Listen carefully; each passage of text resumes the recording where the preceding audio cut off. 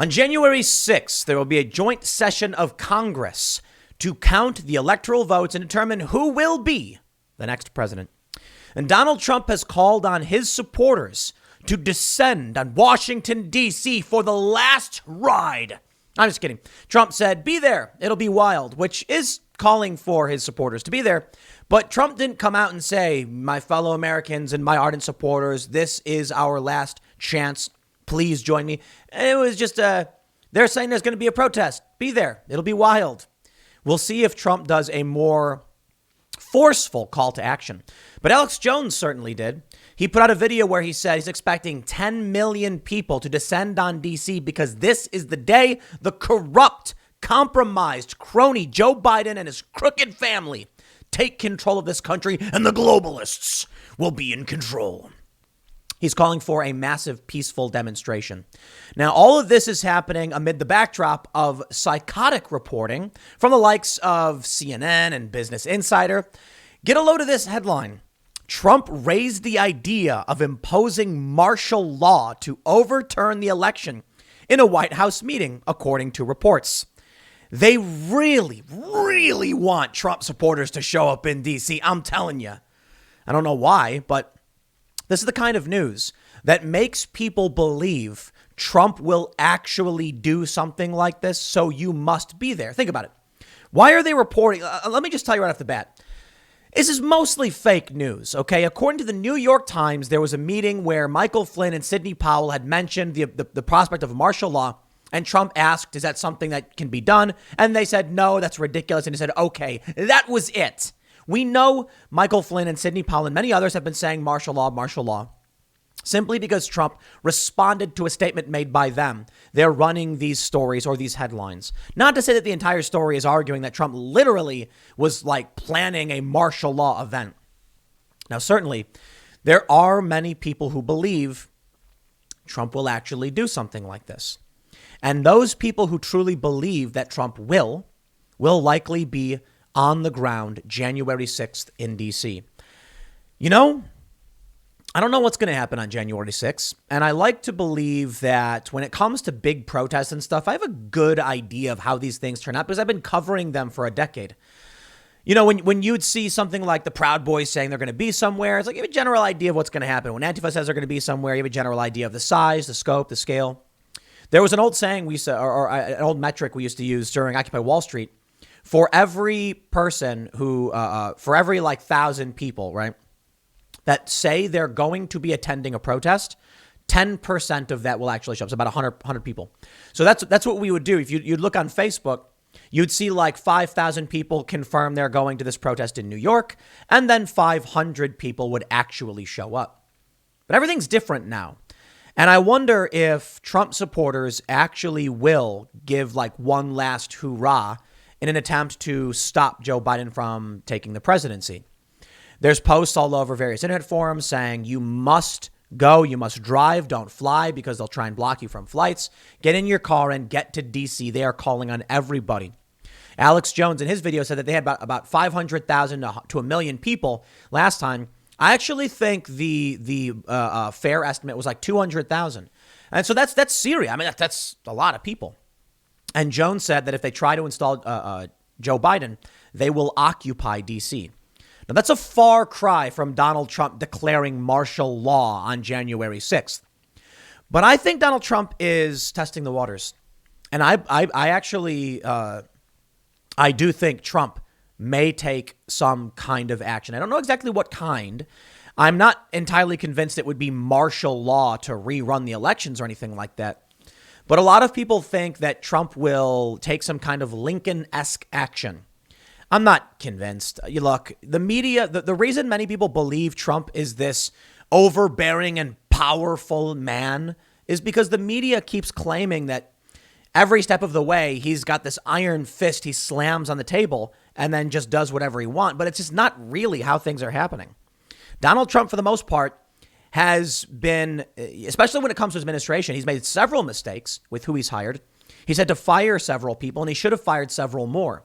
Trump has been able to accomplish many things, but he didn't even invoke the Insurrection Act when we had 100+ days of rioting. So I'll tell you right now, if Trump would not bring in the troops for 100 days of rioting in Portland, nationwide mass rioting from small towns to big cities, why would anyone believe he's going to invoke martial law to keep himself in the presidency? Trump has always been, in my opinion, a fairly normal president. Now, I know. Already people are screaming, what do you mean normal? He's anything but. Yes, in many ways, he's not normal. I get it. I totally understand. What I mean to say is, though, although there's been crazy news and Trump himself is not, your average president, it's just what we're seeing in terms of policy decisions and things like that. There's been weird things done to Trump. The impeachment, the weird hearings, all the dumb investigations. That's the Democrats not being normal. Trump, on the other hand, has been going to court. He's been signing executive orders.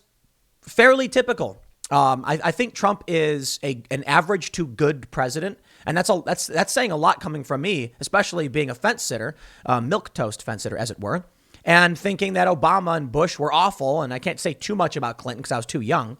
But I lived through Bush. I lived through Obama. And now we have Donald Trump. And Donald Trump, I would say in the past couple of years, he's been a great president. He absolutely has. The economy was roaring. He was bringing our troops out of the Middle East, things that I really like. And then he kind of weighs himself down with his demeanor and candor and things like that. But when you look at the whole first term, I say he was average to good because he did some bad things in his first couple of years and some really good things in the last couple of years. We'll see if somehow he does something to get on brand another 4.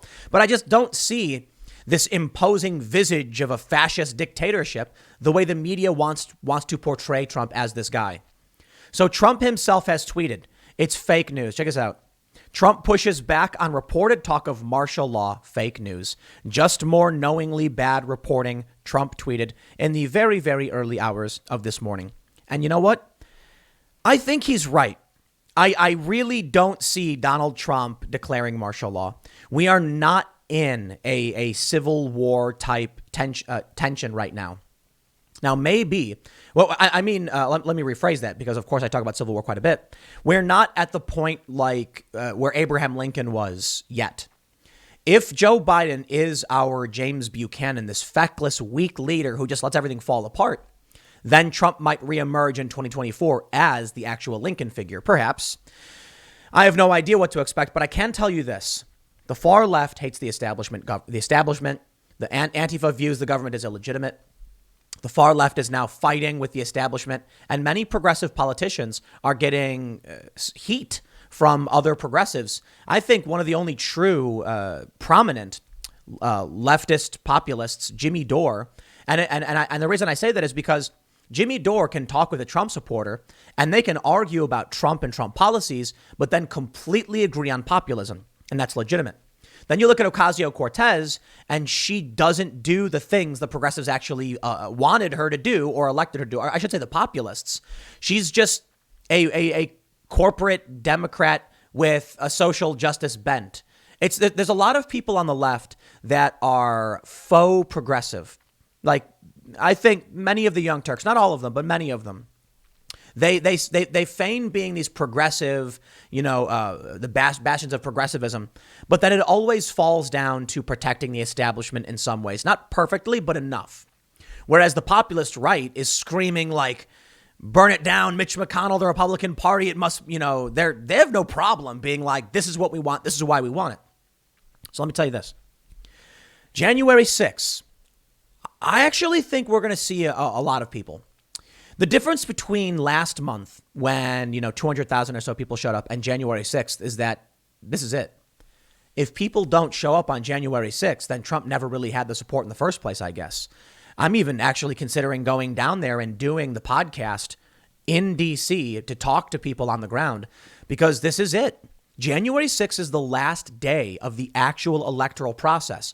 If there is any constitutional path by which Trump through the election becomes president, it will be January 6th.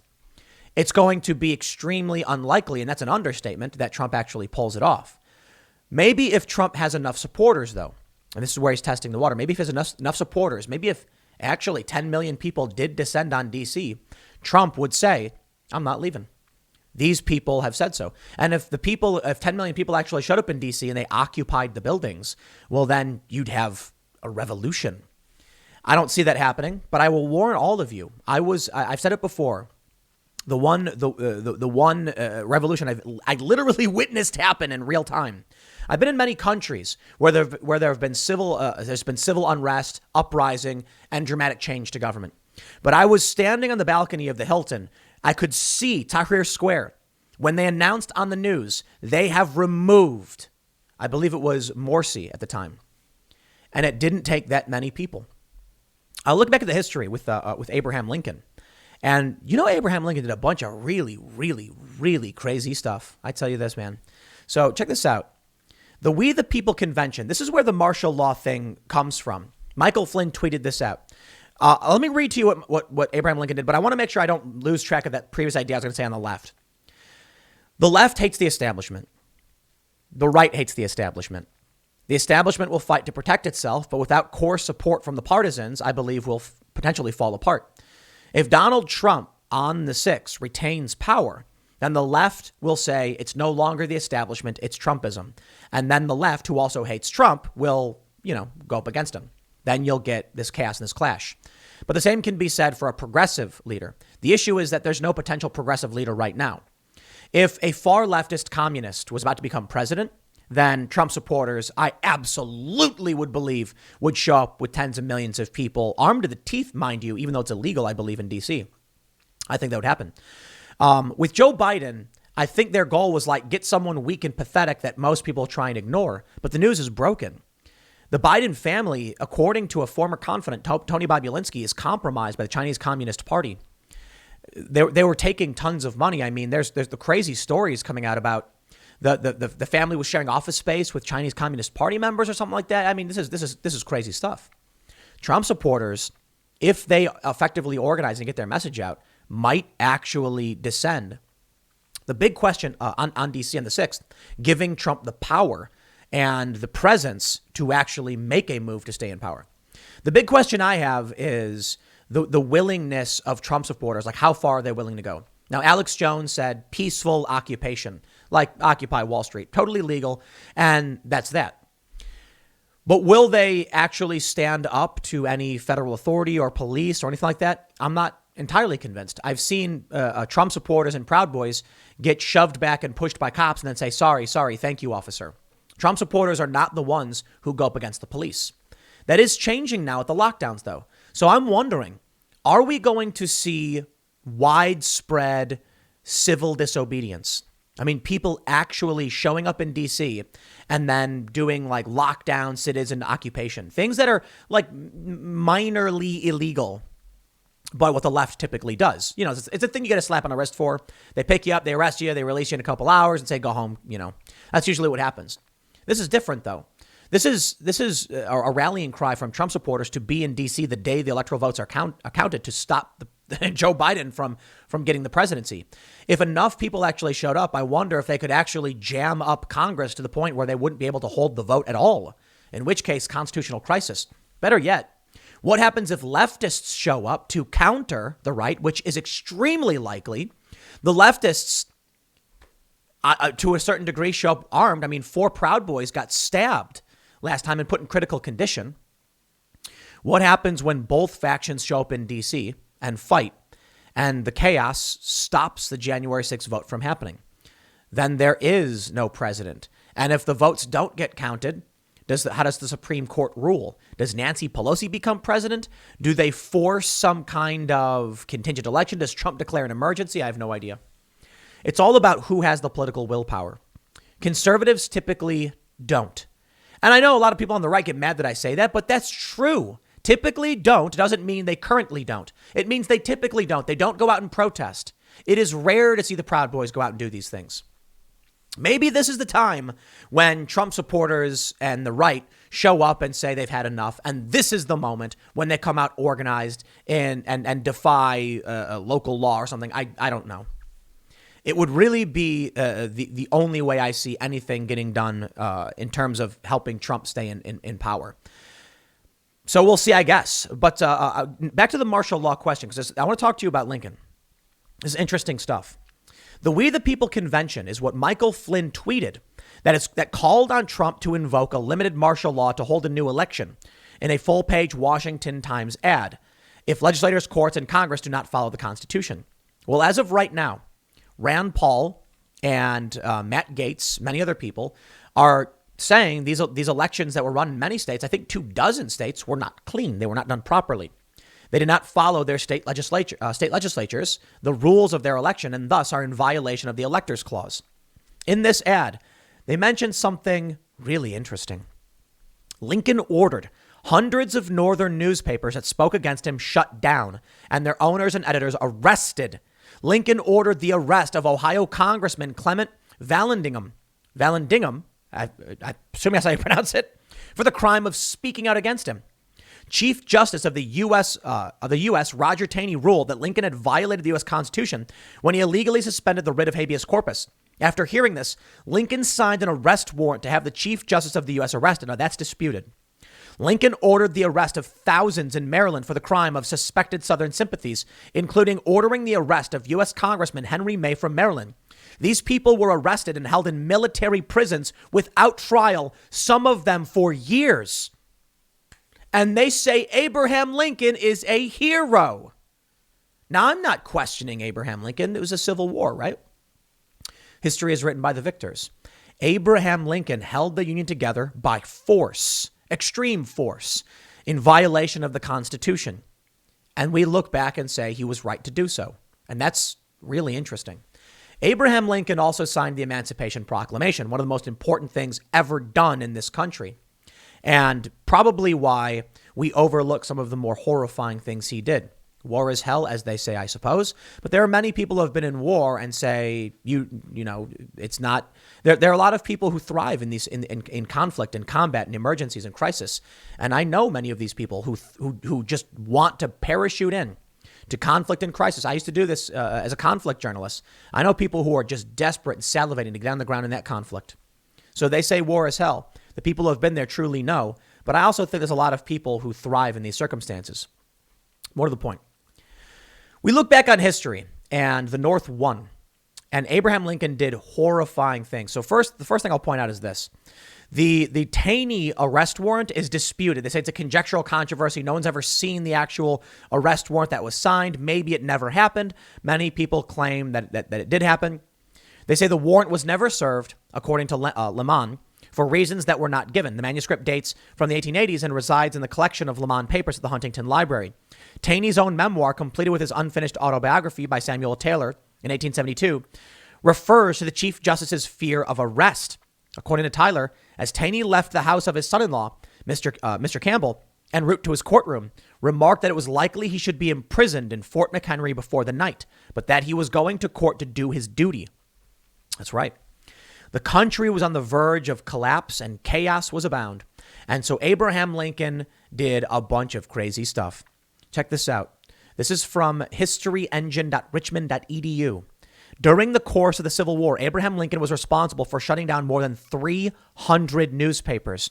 In a telegram sent to Major General Dix on May 18, 1864, Lincoln orders military occupation of the New York World newspaper for something that was wickedly and traitorously printed and published. In another telegram sent on May 18th, it is discovered that a forged document of some kind was printed in the newspaper. This document was a fake proclamation by Lincoln to add 400,000 troops to the Northern Army. The Department of State quickly released a statement claiming the document was false, and Lincoln ordered an immediate shutdown of the newspaper. It was later discovered that a man named Joseph Howard, a known prankster, was behind the forged document. Perhaps they were upset that by saying this, it could inflame the war. Perhaps Donald Trump will be upset that the New York Times said Trump was entertaining the possibility of martial law, or at least he had talked about it. And many other outlets have now come out and said that Trump was, let's make sure we get this right, raising the idea of imposing martial law to overturn the election, according to reports.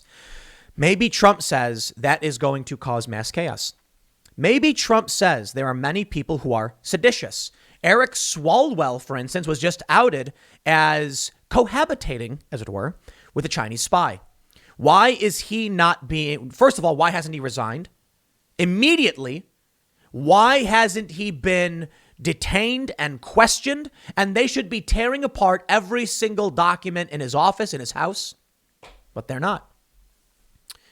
Over at the Taney arrest warrant, Wikipedia, they mention this. During Lincoln's administration, several prominent political adversaries were arrested, including Congressman Clement Vallandigham, a leading Copperhead, and at least one other federal judge, William Matthew Merrick of the United States Circuit Court for the District of Columbia, was placed under house arrest for defying suspension. Several northern newspapers also publicly called for Taney's arrest after the Merryman ruling. Amazing. Abraham Lincoln crossed the Rubicon, so they say. He made a move for which there was no turning back in violation of law and the Constitution. He arrested people without charge or trial for some for years. That is nightmarish. When faced with what's happening today, I do not believe, I believe that it is not in dispute. When you look at the actual evidence, when you read from Politico, the story Biden Inc. I'm not making this stuff up. Politico wrote how the Biden family fortunes have conveniently tracked alongside Joe Biden's career. When Joe Biden when he began overseeing the Iraq War, his brother got multi-million-dollar contracts for construction. His son gets to go to Burisma, Ukraine, at a time when U.S. interests. Listen, when we talk about the Hunter Biden Ukraine stuff, people need to realize what was going on at that point. The U.S., NATO, and the EU were trying to get Ukraine to join them. Western factions. Russia having a new trade federation, and some suggested wanting to rebuild the old Soviet system, was trying to get Ukraine to join them. Their president, Yanukovych, was favorable to Russia. All of a sudden, we see CIA, former CIA interests, individuals, agents, and Hunter Biden on the board of an energy company. All the while, we got the Qatar-Turkey pipeline, natural gas trying to come into Europe. I think Hunter Biden was placed there to enrich the Biden family, same as his brother in Iraq, because they knew once this natural gas pipeline came into Ukraine to offset the Russian natural gas monopoly, they would be primed to get that cash. And they were getting it the whole time. People need to realize what was happening with Ukraine while that stuff was going down, what was happening with Iraq. This is not conjecture. This is, well, my opinion. But what's happened with Ukraine and Hunter Biden is reported in numerous outlets. So you can say it's all fake news, fine, but I'm not making it up. So there is no question in my mind. When you see someone like Tony Bobulinski come out, release the emails, confirm them. The Biden family, Hunter Biden, $5 million interest-free forgivable loan straight from China, a $1.5 billion private equity deal. And you know what I hear? I hear a lot of people say that didn't go through, though. And I thought that, too, until I had China Uncensored on my show just recently. And Shelley said, actually, it did go through, just not in the way people realize. Joe Biden flew his son on Air Force Two government property to China to negotiate a private deal. The Biden family, not necessarily Joe, because they say he wasn't involved, but the Biden family enriched themselves. And I'll tell you this, what would you call it when you fly someone on you have a plane, a jet, government funded, and you say, okay, son, I'm going to fly you to China, negotiate $1 billion dollar deal. You mean to tell me that Joe Biden's not in on it? Tony Bobulinski said Joe Biden is compromised, and we have more than enough evidence to suggest it.